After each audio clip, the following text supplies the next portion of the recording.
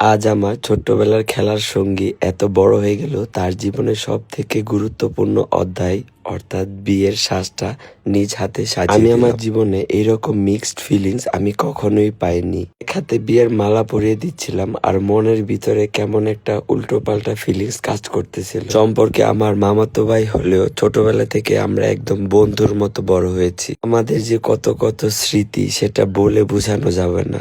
কারণ বিয়ে মানেই হচ্ছে দায়িত্ব। বিয়ে করলে অনেক অনেক রেসপন্সিবিলিটিস বেড়ে যায়। কারণ বিয়ে করলেই সবার ভিতরে একটা অটোমেটিক চেঞ্জেস চলে আসে।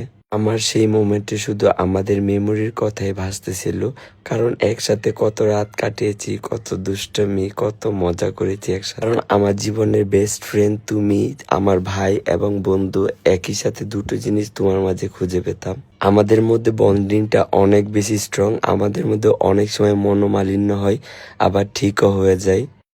এই ভয়েসটা দিতে গিয়ে আমি কয়বার যে ইমোশনাল হয়ে গেছিলাম তা বলে বোঝানো অসম্ভব না। হয়তো আমরা আগে দুইজন মিলে অনেক বেশি গল্প করতাম, কিন্তু এখন তিনজন মিলে গল্প করব। তোমাদের জন্য মন থেকে অনেক অনেক দোয়া। আল্লাহ তোমাদের এই দাম্পত্য জীবনটা অনেক সুখের করুক। তোমাকে দেখে আমি অনেক কিছুতে ইন্সপায়ার্ড হই। তুমি খুবই স্ট্রং একটা পার্সন। খুবই সুন্দরভাবে নিজের ফ্যামিলিটাকে গুছিয়ে রেখেছো। ফ্যামিলিটা আরো একটু বড় হয়ে গেল। তোমাদের জন্য মন থেকে অনেক অনেক শুভকামনা।